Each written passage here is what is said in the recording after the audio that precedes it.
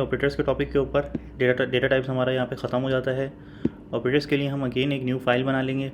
ठीक है, यहाँ पे हम लेफ़्ट में क्लिक कर लेते हैं, पहले आइकन पे न्यू फाइल पे हम लिख लेते हैं फॉर एग्जांपल operators.j.html। ठीक है जी। अच्छा, और बाय द वे ये जो हमने पहले इंडेक्स और HTML पे काम किया था, डेटा टाइप्स डॉट HTML पे काम किया था, ये मैं आप लोगों को ये सारी फाइल्स आपको सोर्स कोड आपको मिल जाएगा एज इट इज़। मैंने कुछ भी डिलीट नहीं किया, जो है जैसा है ये सारी लाइंस आपको मिल जाएंगी। आप इसे देख भी सकते हैं, और अगर आपके पास कोई एरर आ रहा हो तो आप ये कॉपी कर लें, आप यहाँ से चला के देख लें and try to figure out कि आपके पास क्यों इशू आ रहा था। ठीक है जी, कोई ना कोई बेसिक सिंटैक्स एरर हो जाता है, स्पेसिंग का मसला आ जाता है। ठीक है, आप कॉमा लगाना भूल जाते हैं, सेमीकोलन लगाना भूल जाते हैं, स्ट्रिंग लगाना भूल जाते हैं, तो ये कॉमन मिस्टेक्स है। इससे आपने जो है क्या कह लें, ओवरवेल्म नहीं होना। आप इसको फिगर आउट करें, देखें आपने कहाँ कॉमा मिस कर दिया। ये एक छोटी सी चीज़ होती है, ये कभी काफ़ी ज़्यादा जो है इसमें एरर आ रहे होते हैं। ठीक है, जबकि जावास्क्रिप्ट एक फॉरगिविंग लैंग्वेज है। इसके अलावा अगर आप दूसरी अगर लैंग्वेज पे होंगे ना, अगर C++ या जावा के ऊपर अगर आप होंगे तो उसमें बहुत ज़्यादा एरर आते हैं। ठीक है, इसमें फिर कम आते हैं ऐसे छोटी छोटी बातों के ऊपर, डॉट के ऊपर, कॉमा के ऊपर। ठीक है, ब्रैकेट क्लोज करना भूल जाएंगे फॉर एग्जाम्पल। ठीक है, आपने ऐसा लिख दिया, ठीक है, तो मसला आ जाएगा। ठीक है, वरना ये देखें आपकी ये अगर आपने ये नहीं लिखा हुआ, देखें VS कोड भी आपको यहाँ बता रहा है कि यार यहाँ से एरर आना शुरू है, तो टेक्निकली जो है एरर इस लाइन में नहीं है, इससे पहले कहीं होगा। ऐसा भी हो सकता है। देखें यहाँ पे आपको पीछे देखें हमने ब्रैकेट बंद करना भूल गए होंगे, तो इस तरीके की भी कॉमन मिस्टेक्स होती हैं। ठीक है, तो ये मैंने आपको बता दी और ये फाइल्स आपको मिल जाएंगी। ठीक है, तो ताकि आप अगर आपके पास जो कोड लिखा हो आप इसके साथ मैच कर लें कि क्या इशू है। ठीक है, आप एग्जिट पहले इसको भी कर रहे हैं, फिर थोड़ा बहुत चेंज करके आप अपनी मर्ज़ी से एक दो एग्जांपल्स चेंज करके आप रन करके देखें। ठीक है जी, प्ले अराउंड करें ताकि आपकी प्रैक्टिस अच्छी हो। आप नए वेरिएबल्स लें, वेरिएबल्स के नाम चेंज करें, उन्हें एक्सेस करें। ठीक है, अच्छा, अब हम आते हैं अपने ऑपरेटर्स के टॉपिक पे ऊपर।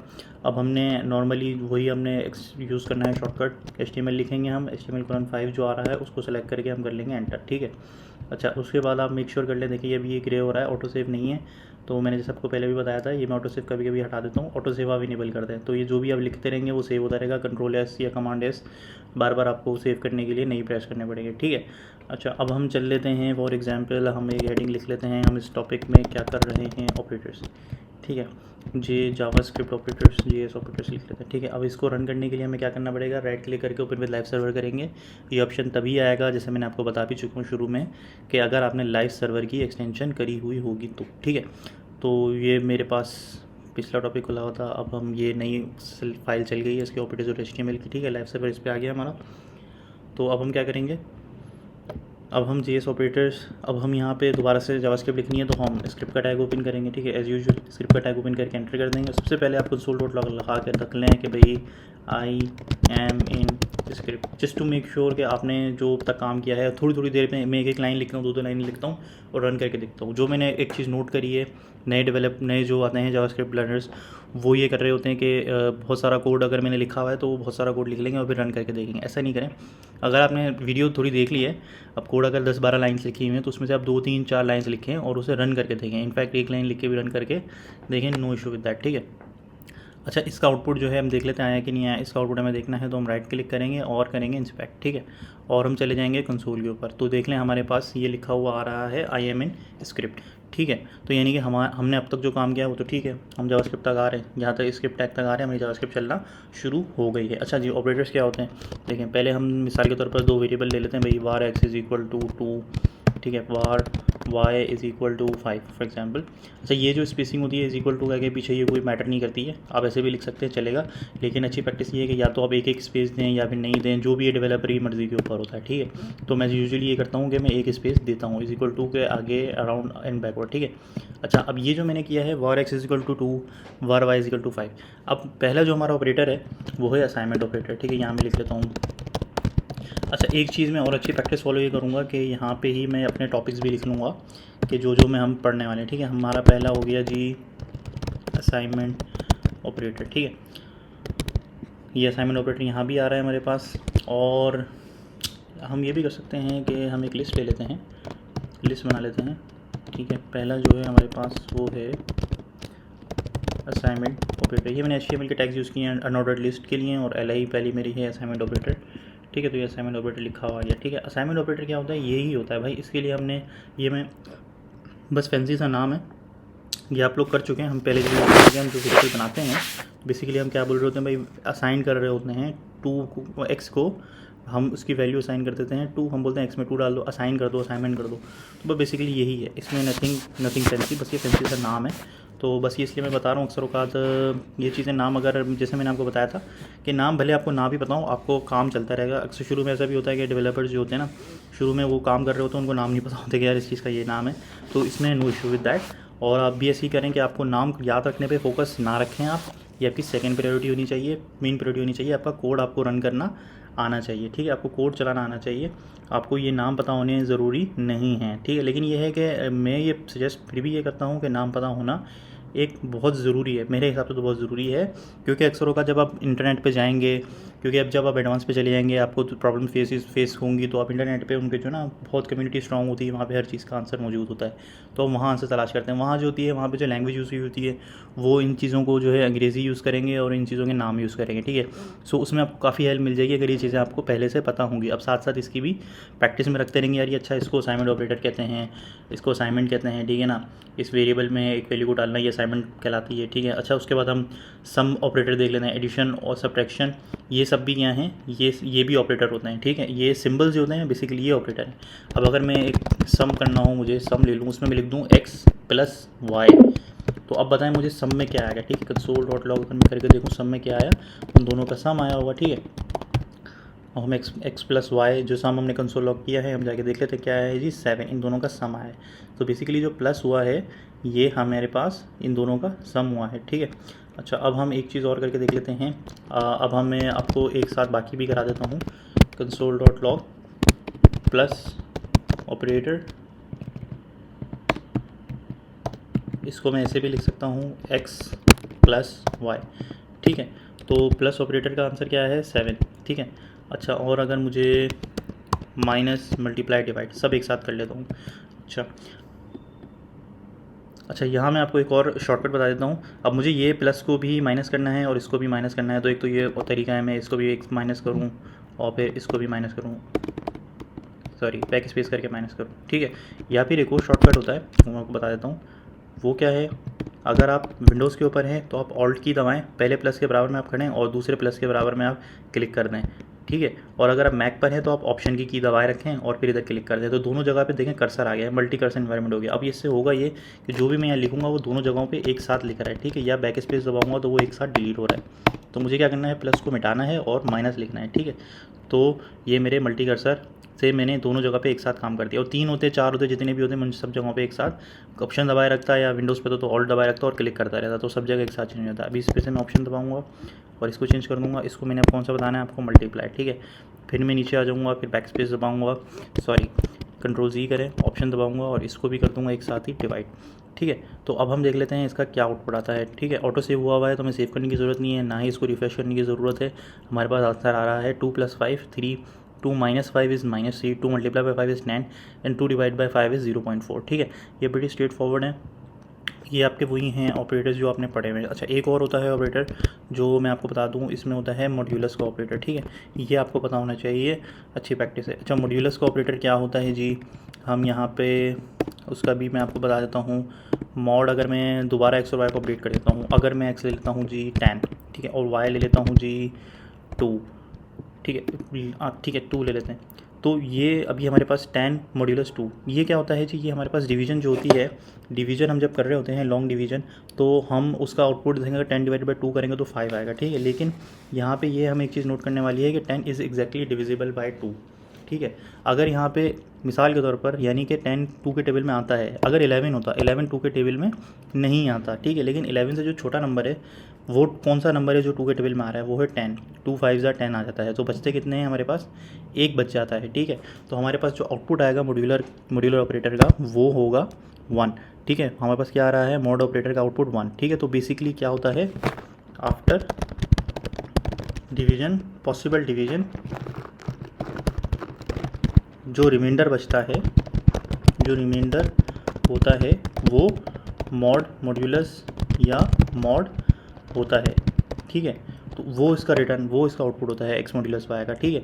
अगर मिसाल के तौर पर अगर मैं अब अपने एक्स और वाई को कंट्रोल दोबारा कर लूँ, अगर मेरे पास कर लूँ 12, अब बताएं 12 का मोड क्या होगा, क्योंकि 12 2 के टेबल में हम पहले देखेंगे आता है कि नहीं। देखिए 12 एग्जैक्टली 2 के टेबल में आता है, 2 6 12, तो इसका आंसर 0 आएगा, इसका आंसर 2 नहीं आएगा, इसका आंसर आएगा 0, क्योंकि 12 तो 2 के टेबल में आता है। अच्छा अगर हम एक और एग्जाम्पल लें, अब हम ले लेते हैं जी 11 दोबारा से, और यहाँ ले लेते हैं 3। अब हम बोलेंगे भाई 11 3 के टेबल में 11 आता है कि नहीं आता। भाई 11 तो नहीं आता, लेकिन कौन सा है 11 से छोटा नंबर है जो आता है वो 9 आता है, 3 3 9। ठीक है, बाकी कितने बचते हैं पीछे, 9 के बाद 10 11 2 बचते हैं, तो 11 मॉड्यूलस 3 का जो आंसर है वो हमारे पास होगा 2। देखें आपकी गौर से देखें, ये एग्जाम्पल समझने की कोशिश करें कि जो रिमाइंडर होता है ना हमारा, वो होता है हमारा मॉड्यूलस का आउटपुट। ठीक है, अगर हम दोबारा मैं इसको एग्जाम्पल ले लूँ, अगर आपके साथ मैं यहाँ पे 15 मॉड्यूलस 3 कर लूँ तो इसका रिमाइंडर आएगा 0, क्योंकि पहले 15 डिवाइड बाई 3 करके देखें होता है कि नहीं। हाँ बिल्कुल 15 के टेबल में आता है, 3 5 से 15, तो हमारे पास कुछ भी रिमाइंडर नहीं बचता, तो रिमाइंडर कुछ नहीं बचा, क्योंकि एक्जैक्टली डिवाइड हो गया तो रिमाइंडर कुछ नहीं बचा, तो आंसर आया 0। ठीक है, अच्छा अब हम आगे बढ़ते हैं अपने अगले टॉपिक के ऊपर। ये हो गया हमारे operators, plus minus multiply divide modulus, ये थे बेसिक ऑपरेटर्स। ठीक है, अगला जब हम ऑपरेटर है हमारे पास, यहाँ मैं लिख लेता हूँ असाइनमेंट ऑपरेटर में, आगे मैं लिख लेता हूँ। ठीक है, प्लस था, माइनस था, मल्टीप्लाई था। ठीक है, मल्टीप्लाई स्टैरिक, इस सिंबल को स्टैरिक भी कहते हैं, ये जो देख रहे हैं ना आप, ये स्टार स्टैरिक, इसको मैं लिख दूँ अगर ब्रैकेट में, स्टैरिक में क्या कहना चाह रहा हूँ, स्टैरिक। ठीक है, ये भी कह सकते हैं, मोबाइल में भी होता है ये स्टार स्टैरिक हम बोल रहे होते हैं। ठीक है, ये और हो गया, हमने डिवाइड देख लिया। ठीक है, और मॉड देख लिया, इसको क्या कहते हैं ये भी मैं लिख लेता हूँ मॉड्यूलस, या शॉर्ट में कभी कभी इसे मॉड बोला जाता है। ठीक है, हमारे पास यहाँ पे अभी स्क्रीन पे नज़र भी आ रहा हो, ये मैं इसलिए लिख रहा हूँ कि अच्छी प्रैक्टिस है, आपको स्क्रीन पे अगर आप देख रहे हो तो आपको पता चल जाएगा यार, जब अगर फाइल डाउनलोड करेंगे अपने पास ऑपरेटर और HTML की, तो पता चल जाएगा ये टॉपिक्स हमने कवर किए हैं, और आपको आउटपुट जो है वो कंसोल लॉग ओपन करके देखना पड़ेगा। ठीक है, अच्छा उसके बाद हम अगले जो ऑपरेटर देख लेते हैं, अगले जो हम देखेंगे वो होंगे, अच्छा जी कॉमा, प्लस इक्वल, ये हम देखेंगे अभी, minus equal, multiply equal and divide equal. ठीक है, अच्छा ये क्या होते हैं, ये बेसिकली देखें, अगर मेरे पास है var num1 is equal to 20 20 for example. ठीक है, और अब मैं कर रहा हूँ num1 is equal to num1 plus 5। ठीक है, मैं ऐसे भी कर सकता हूँ ना, उसमें मैंने 5 ऐड कर दिए, तो मेरे पास अब num1 क्या होगा, मैं लिख लेता हूँ num1 इज़ ऐसा को कॉमा करके या फिर प्लस करके num1। ठीक है, दोनों चीज़ें लिख सकते हैं यहाँ पे।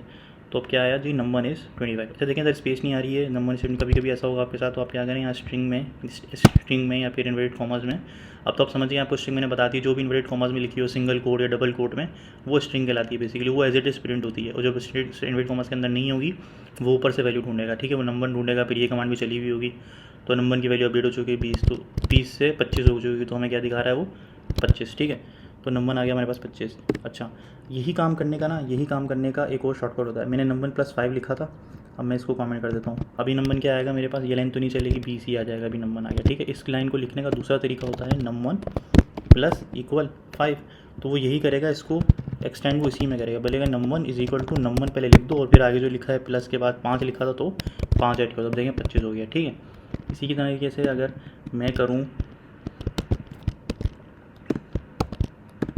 num1, इसे हम कर लेते हैं जी माइनस इक्वल, और num1 इस लाइन को मैं कॉपी कर लूँगा बार बार, कि हर बार मेरे पास num1 जो है 20 कर दो हर बार। ठीक है ना, बाई डिफ़ॉल्ट वाली वैल्यू लेकर आ जाओ। ठीक है, ये आप देखें, क्योंकि ये मैं क्यों कर रहा हूँ, क्योंकि वो हर बार जो है 20 से ही -5 करे, -5, वरना जो यहाँ वैल्यू चेंज हो गई होगी वो उसी को उठाता रहेगा। ठीक है, अब यहाँ पे मैंने ले लिया, वो हर बार नंबर को यहाँ पे प्लस इक्वल 5 किया, 25 हुआ, फिर उसने 20 कर दिया, तो यहाँ पे हमारे पास क्या आएगा 25। ठीक है, तो अगर मैं ये, और उसके बाद क्या किया इसने minus equal 5, num1 is minus equal 5 अगर करेंगे तो 20 में से 5 कम कर देगा 15। ठीक है, अगर मैं ये लाइन नहीं लिखता तो गौर करें अब क्या आउटपुट आएगा, देखें अब यहाँ पे num1 प्लस इक्वल 5 25 हो चुका है, यहाँ पे 25 प्रिंट हुआ, अब वो बोल रहा है माइनस इक्वल 5, तो अभी num1 यहाँ पे ना 25 है, यहाँ पे 20 नहीं है, क्योंकि यहाँ पे हम 25 कर चुके हैं ना, तो 25 में से 5 कम करेगा तो आएगा 20। सेकंड वैल्यू में आपके पास आ रहा है 20, अब समझ में आया आपको। और अगर ये मैं लिख देता हूँ तो मैं नंबर को दोबारा मैंने 20 कर दिया, पीछे ले गया 20 पे, अब वो 20 में से 5 कम कर रहा है, तो क्या आंसर आएगा 15। ठीक है, फिर दोबारा मैंने 20 कर दिया और मैंने पूछा प्लस इक्वल, फिर से मैं प्लस इक्वल को खैर हटा देता हूँ, अब मैंने करना है मल्टीप्लाई इक्वल, और इधर करना है डिवाइड इक्वल। ठीक है, और ये कमेंट्स, अच्छा अब ये भी देखें एक और चीज़, कि अगर मुझे इस कमेंट को हटाना है, मैं कर दूंगा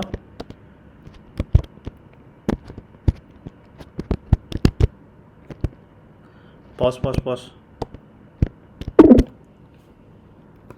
अच्छा, अब मुझे देखें इस कमेंट को हटाना है, मैं फिर से वही करूँगा, ऑल्ट की दबाऊँगा अगर विंडोज़ पे हूँ, या ऑप्शन की दबाऊँगा अगर मैं मैक पे हूँ, क्योंकि अब देखें ये प्लस वाले तो नहीं है ना, ये मल्टीप्लाई और वाले हैं, तो मैं बस इसको हटा ही देता हूँ। ठीक है, कमेंट नहीं भी लिखता, बस आप समझ गए हैं। ठीक है, अच्छा अब मैं आ जाता हूँ, देख लेते हैं हम।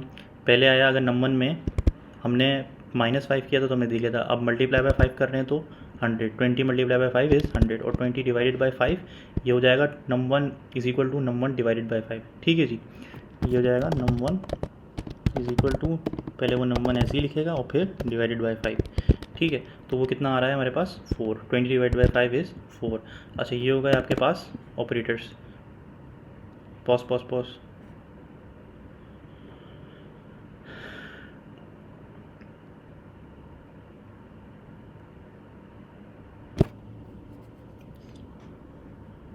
ठीक है जी, अच्छा ये हो गया आपके पास ऑपरेटर्स। अच्छा, यहाँ एक छोटी सी मिस्टेक हुई है, ये जो हैं ये असाइनमेंट ऑपरेटर नहीं है, ये आपको मैं कॉपी कर लेता हूँ। ये था जी असाइनमेंट ऑपरेटर, ये हैं आपके अरिथमेटिक ऑपरेटर बेसिकली, और असाइनमेंट ऑपरेटर में ये सारे नहीं आते, इन सबको मैं हटा देता हूँ।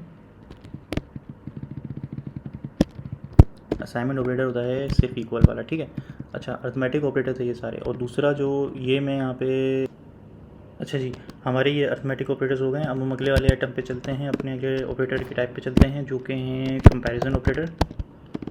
ठीक है, कंपैरिजन ऑपरेटर्स में हमारे पास क्या क्या आते हैं, लेस ग्रेटर देन, ये हो गया लेस देन, ये हो गया लेस देन इक्वल टू, ये हो गया ग्रेटर देन इक्वल टू। ठीक है, और इक्वल टू भी होता है। ठीक है, ये हम देख लेते हैं क्या होते हैं ये। अच्छा जी, कंपैरिजन ऑपरेटर बेसिकली मतलब इसका ये होता है कि हम दो वैल्यूज़ को करेंगे जी कंपेयर। ठीक है, अब वो कैसे होगा, फॉर एग्जांपल हम ले लेते हैं num1 num2 को यूज़ कर लेते हैं।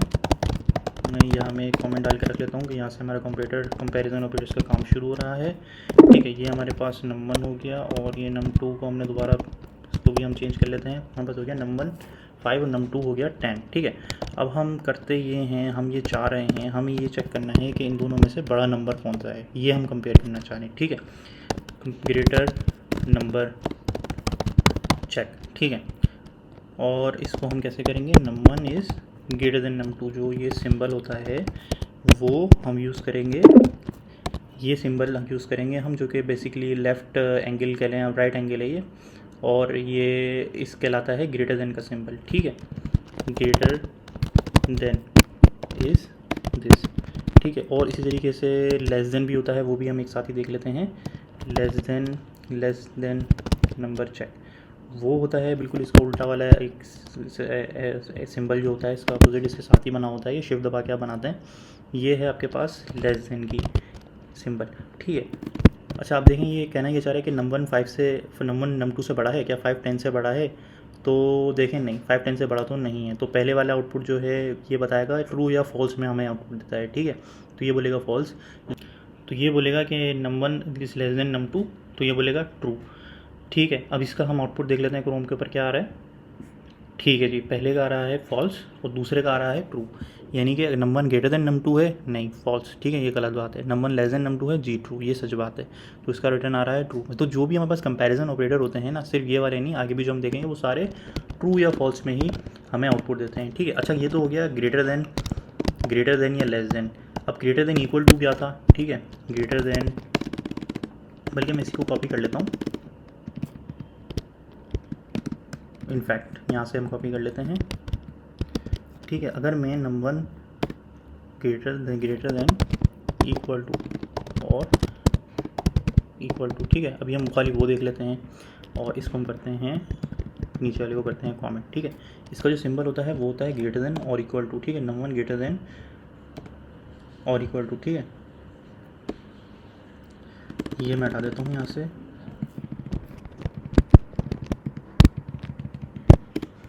ठीक है जी, ग्रेटर देन और equal to number check, num1 is greater than equal to num2।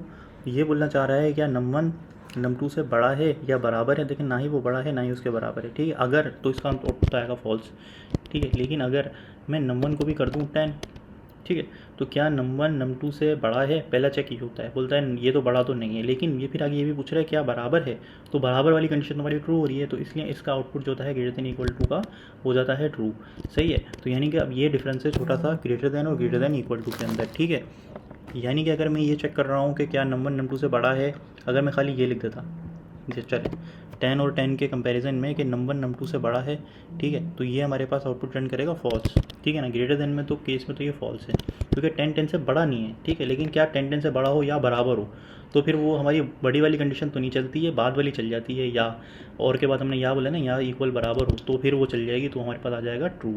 ठीक है। तो सिमिलरली अगर हम लेस देन चेक करें, अब आप ये मुझे गैस करके बताएं, अगर मैं लिख देता हूँ num1 is less than equal to num2, तो क्या आउटपुट आएगा। सॉरी ये क्या बन रहा है ये कोई सिंबल भी नहीं है जावास्क्रिप्ट में। अच्छा अब बताएं num1 less than num2 less than and equal to num2, इसका आउटपुट क्या आएगा, ट्रू आएगा या फॉल्स। ये सच बात है या ट्रू। देखिए num1 is less than num2 वो पहले चेक करता है क्या num1 num2 से छोटा है।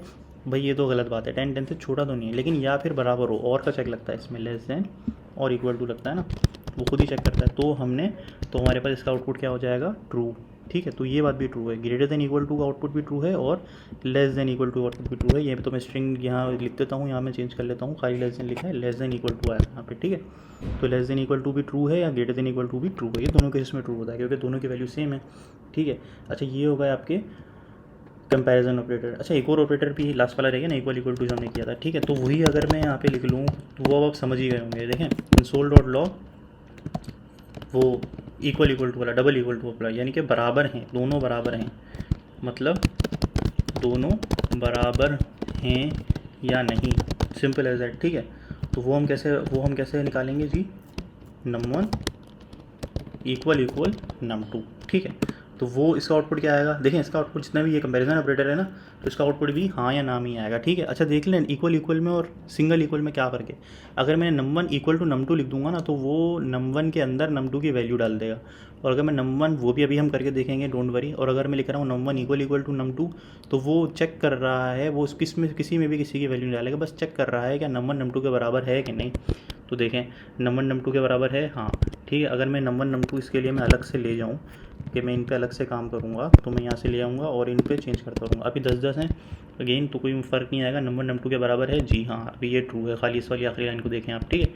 और अगर मैं बोलूँ कि भाई अगर मैं लिखूँ 12, क्या 10 और 12 num1 num2 बराबर हैं, नहीं, तो ये हो जाएगा फॉल्स। ठीक है। अगर मैं लिख दूँ 12 है, लेकिन यहाँ पे मैं लिख दूँ num1 is equal to num2, देखें अब यहाँ ये कर रहा है कि num1 के अंदर num2 डाल रहा है, तो इससे num1 की वैल्यू क्या हुई, num1 की वैल्यू भी 12 हो गई। अब पता है इसका आउटपुट क्या आएगा, num1 is equal to num2, इसका आउटपुट आ जाएगा ट्रू। ठीक है। ये समझ में आया आपको क्या हुआ। ये इक्वल टू सिंगल ये करता है कि इसमें एक की वैल्यू डाल देता है, ये सिर्फ चेक करता है कि बराबर हैं या नहीं।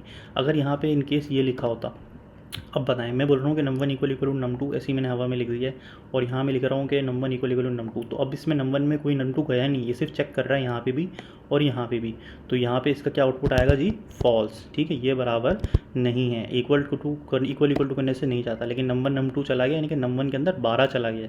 ठीक है। अगर मैं यहाँ पे कंसोल डॉट लॉग num1 भी करता हूँ, तो आप देख सकते हैं num1 के अंदर आ गया है 12, और दोनों बराबर हैं या नहीं, ट्रू। ठीक है। तो ये 12 और 12 दोनों बराबर हो गए, num1 और num2 दोनों बराबर हो गए। अच्छा यहाँ से आपका कौन से ऑपरेटर्स कंप्लीट होते हैं, कंपैरिजन। हम अगले वाले ऑपरेटर्स पे चल लेते हैं, जो कि है लॉजिकल ऑपरेटर्स।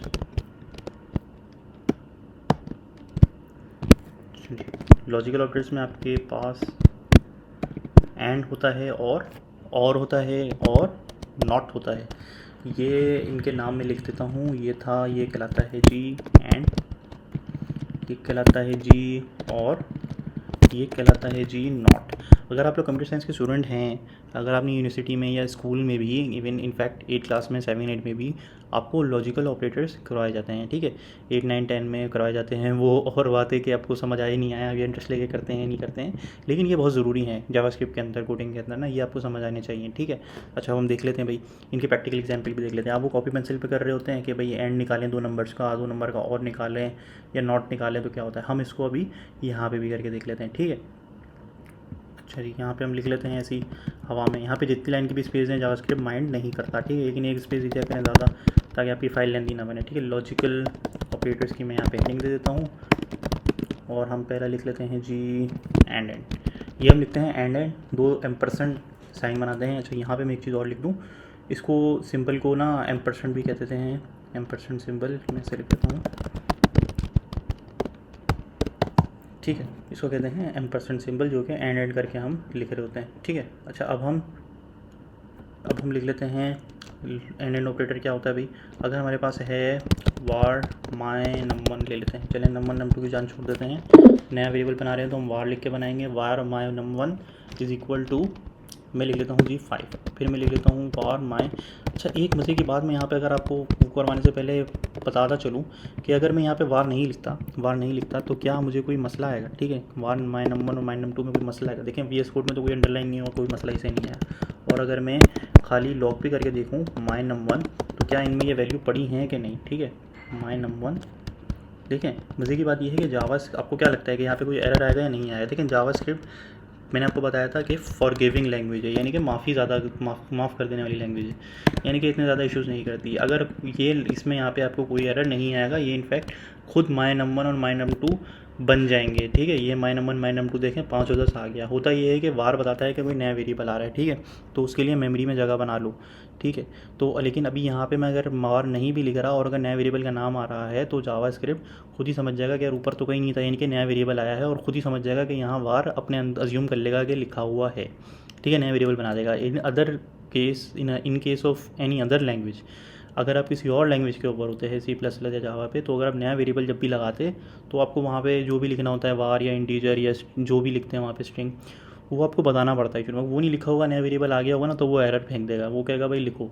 तो वहाँ पे ये थोड़ा सा फ़र्क है जो मैंने आपको बताया कि ये फॉरगिविंग लैंग्वेज या ईजी लैंग्वेजेस क्यों कहा जाता है, क्योंकि इसमें एरर कम आते हैं कंपेयर टू अदर लैंग्वेजेस, ठीक है। तो वो ज़्यादातर आपको हर छोटी छोटी चीज़ पे एरर देता है। ये छोटी कुछ ऐसी काफ़ी सारी ऐसी चीज़ें हैं जो जावास्क्रिप्ट कहता है जाने दो भाई, मैं खुद ही कर लूँगा काफ़ी सारे काम, ठीक है। अच्छा जी, अब ये हो गया माय नम1 माय नम2 तो आ गया। अच्छा एन ऑपरेटर क्या होता है जी। अच्छा अब अगर मैं यहाँ पे ले लूँ, अगर मैं इनकी वैल्यू 5 और 10 ना रखते हुए मैं लिख दूँ ट्रू या फॉल्स, ठीक है, रख सकता हूँ, बूलियन भी रख सकता हूँ, ठीक है, ट्रू और फॉल्स। तो माय नम1 और माय नम2 में क्या होगा जी, बूलियन भी डेटा टाइप हमने पढ़े थे, ट्रू और फॉल्स होगा और क्या होगा, ठीक है। अच्छा अब हमने ये करना चाह रहे हैं एंड, ये होता है ठीक है कंसोल डॉट लॉग। अगर मैं करता हूँ एंड करता हूँ इन दोनों का, माय नम1 एंड माय नम2, ठीक है, तो हमारे पास क्या आएगा, वो बोलेगा कि इन दोनों का एंड निकालो, ठीक है। तो ट्रू और फॉल्स का एंड क्या होता है, ये और ये, ठीक है। तो ये और ये एंड ऑपरेटर्स में अगर होता है, ये है कंडीशन बेसिकली आपने याद रखनी है कि सिर्फ वो तभी ट्रू होगा जब दोनों चीज़ें ट्रू होंगी। इसका आंसर भी हमारे पास येस या नो में ही आता है, और तभी हमें ट्रू या फॉल्स में आता है, और वो हमें ट्रू तभी देगा जब दोनों वैल्यूज ट्रू होंगी। अभी एक ट्रू एक फॉल्स है, इसका आउटपुट हमें देगा फॉल्स, ठीक है। और अगर दोनों ट्रू हैं, जैसे मैंने बताया दोनों ट्रू होंगी तो हमें आउटपुट देगा ट्रू, ठीक है। और अगर हमारे पास, अगर मैं इसको बार बार कॉपी कर लेता हूँ, ठीक है, दोनों वैल्यूज़ ट्रू हैं तो ट्रू, तो 4 केसेस बनते हैं टोटल, ठीक है, 1 2 दो बार प्रिंट हो गया, 3 और 4, ठीक है। पहले केस में दोनों ट्रू हैं, एक केस में एक को ट्रू नीचे वाले को फॉल्स, इसमें ऊपर वाले को ट्रू नीचे वाले को फॉल्स, इसमें दोनों को मैं कर देता हूँ जी फॉल्स, ठीक है। अब आ जाए जी, तो मैंने जैसे आपको बताया इसको थोड़ा सा वो जूम कर लेते हैं, ऊपर ले जाते हैं, स्पेस बना लेते हैं। पहला अगर ट्रू है तो ट्रू, जैसे मैंने बताया पहला केस ये, ठीक है। और ट्रू फॉल्स है तो फॉल्स, फॉल्स ट्रू हैं तो फॉल्स, फॉल्स फॉल्स हैं तो फॉल्स। तो यानी कि एंड का जो आउटपुट होता है वो हमेशा तभी ट्रू होगा जब दोनों वैल्यूज़ ट्रू होंगी, ठीक है। 2 या 2 से ज़्यादा भी हो ना, तो वो जितनी भी हो, अगर माय नम1 एंड माय नम2 एंड में यहाँ पे एक माय नम3 भी ले लेता हूँ, माय नम3,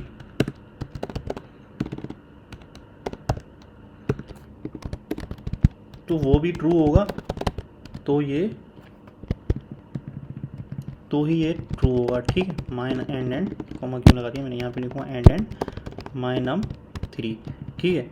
इसको मैं प्रिंट कर लेता हूँ, यहाँ पे भी माय नम3, तो ये भी क्या होगा, ट्रू ही होगा, क्योंकि वो तीनों ट्रू हैं, ट्रू ट्रू ट्रू, तो ये तीनों भी ट्रू। और अगर इनमें से एक भी फॉल्स हो जाता है, आखिरी वाला फॉल्स कर देते हैं, तो भी फॉल्स होगा ये, ठीक है, फॉल्स हो गया। तो यानी कि ये बोलता है एंड का मतलब ये है कि भाई दो नहीं, सिर्फ जितने भी ऑपरेटर आप इसके ऑपरेंट लिख रहे हो इसके साथ आपने इस लाइन से सारे के सारे ट्रू हो, एक भी फॉल्स है तो मैं फॉल्स हो जाऊँगा। ये हो जाएगा आपको एंड ऑपरेटर की पहचान। अब हम देख लेते हैं और ऑपरेटर, ठीक है। अगर और ऑपरेटर हमने करना है, इसके लिए हम फिर से यही एग्जांपल ले लेते हैं, ठीक है। किसी को भी कॉपी कर लेते हैं, इसमें से इस चंक को कॉपी कर लेते हैं, पेस्ट कर लेते हैं, ठीक है। अच्छा, अब और का जो है ना चक्कर क्या है, और में अगर एक फॉल्स है एक ट्रू है तो दोनों ही हो जाएंगे। इनमें से एक भी ट्रू है तो इसका आउटपुट आता है ट्रू, ठीक है। बल्कि मैं इनफैक्ट मैं ये सारी एग्जांपल कॉपी कर लेता हूँ ना, चारों केसेस मुझे इसमें भी बनाने हैं, ठीक है। तो मैं एक केस, दूसरा, तीसरा और चौथा ये सारे ही कॉपी कर लेता हूँ, ठीक है। ये 3 वाला एग्जांपल वाला हम थोड़ा सा कॉम्प्लिकेटेड वाला है, वो भी देख लेंगे। इसको रिमूव करके मैं पहले पेस्ट करता हूँ और मुझे एंड को करना है। और मैं यहाँ पे माउस रखा, यहाँ पे माउस रखा, यहाँ पे माउस रखा। ये मैं कैसे कर रहा हूँ मैंने आपको बताया। आप ऑल्ट पे क्लिक करके सिलेक्ट कर सकते हैं या फिर ऑप्शन अगर मैक में है, और आप बैक स्पेस दबाएंगे, ये चारों जगहों पे एक साथ काम आ रहा है। मैंने लिख दिया और, ठीक है। अब इसका आउटपुट देख लें।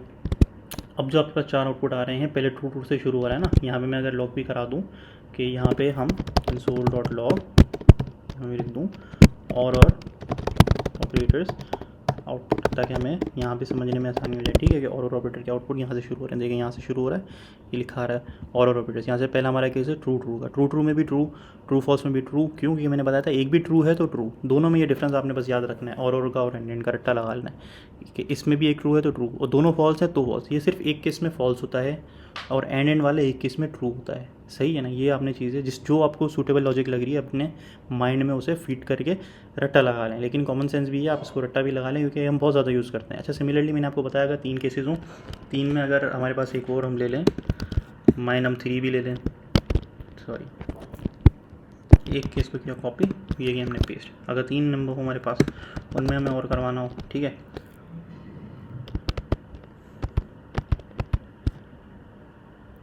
हाँ, ये अब सही है। जो वो एंड वाले प्रिंट हो गए थे, अब ये हमने प्रिंट कर लिया my num3। अच्छा चले, और my num1 2 3 मैं और कर देता हूँ my num3। अगर मैं 2 फॉल्स हैं, तीनों फॉल्स हैं, तो मेरे पास क्या आउटपुट आएगा? और में भाई आउटपुट फॉल्स ही आएगा। और बोलता है बस एक ट्रू हो। यहाँ मनी के क्या पहला नंबर ट्रू फॉल्स रख के मैं दूसरा ट्रू कर दूँ, क्या ट्रू होगा? हाँ जी ट्रू होगा। क्या बल्कि मैं पहले को छोड़ के आखिरी वाले को ट्रू कर दूँ तो क्या अब भी ट्रू होगा? भाई अब भी ट्रू होगा। वो उसी कंडीशन आपने जो याद रखनी है। देखें फॉल्स ट्रू है तब भी ट्रू। बस उसने ये बोल रहा है कि तीनों में से कोई भी एक ट्रू हो। सारे ट्रू हैं तो है ही, तो हो ही गया ना। एक से ज़्यादा भी ट्रू हैं तो भी हो गया। अच्छा, इसके अलावा आप जो आपको कॉम्बिनेशन आपको जहन में कन्फ्यूजन हो, ट्रू फॉल्स ट्रू पे ट्रू है, आप क्या करें, जो कन्फ्यूजन हो अलग अलग कॉम्बिनेशन बना के ट्राई करके आप इन्हें रन करके देखें कि क्या ये बात सच है कि नहीं। हर केस में ट्रू या फॉल्स जैसे मैंने आपको जो कंडीशन बताई है वो आता है या नहीं, ठीक है। अच्छा, यहाँ पे आपका ये हमने कौन से ऑपरेटर किए हैं? लॉजिकल ऑपरेटर एंड और नॉट ठीक है, ये कर लेते हैं। अभी आपका ऑपरेटर कंप्लीट नहीं हुआ। नॉट क्या होता है भाई? नॉट होता है जी ना करना, यानी कि यहाँ पे जावास्क्रिप्ट में होता है उल्टा कर दो, यानी कि ट्रू को फॉल्स और फॉल्स को ट्रू। नॉट ऑपरेटर की खासियत ये है कि ये हम दो चीज़ें नहीं लेंगे, नंबर 2 हम सिर्फ एक से ही काम हो जाएगा, ठीक है। मेरा नाम, ठीक है। अच्छा, उर्दू में नाम रख सकते हैं भाई वेरिएबल की, क्यों नहीं रख सकते हैं, ठीक है। कैपिटल लेटर भी यूज़ कर सकते हैं वेरिएबल के लिए। अच्छा, मैंने लिख दिया जाइए यहाँ पे ट्रू। ये सारा जो है ऑपरेटर्स, ये वाले जो मैं कर रहा हूँ कंपेरिजन लॉजिकल ऑपरेटर, ये सारे के सारे बाइनरी उस पर चलते हैं, बूलियन के ऊपर, ठीक है। अब मुझे इसको नॉट करना है, console.log नॉट। अगर ये होता है नॉट, ये एक्सक्लेमेशन मार्क होता है ना, ये तो आपको पता ही, ये नॉट होता है। उसके अगर मुझे निकालना है नॉट ऑफ मेरा नाम, तो वो बिल्कुल एज इट इज़ लिखा जाएगा। पहले नॉट आप लगा देंगे और मैं लिख देंगे मेरा नाम, ठीक है। और इसका आउटपुट क्या आएगा जी? ट्रू का आउटपुट क्या आ जाएगा? फॉल्स, ठीक है। और फॉल्स का आउटपुट क्या आ जाएगा? यहाँ पे मैं लिख भी दूँ अगर कि नॉट ऑपरेटर, वो पहले मैं मेरा नाम प्रिंट करा लूँ कि मेरा नाम में क्या था, ठीक है। रीलोड हो गया। मेरा नाम में था ट्रू और मेरा नाम नॉट करा तो फॉल्स, ठीक है। नॉट ऑपरेटर क्या होता है? अगर ट्रू था तो फॉल्स, और अगर मैं उल्टा कर दूँ फॉल्स कर दूँ तो, अगर फॉल्स है तो उसको कर दिया इसने ट्रू। अच्छा, तो अब इसके साथ आपके सारे ही ऑपरेटर्स का टॉपिक होता है कंप्लीट। अब हम चलते हैं आगे।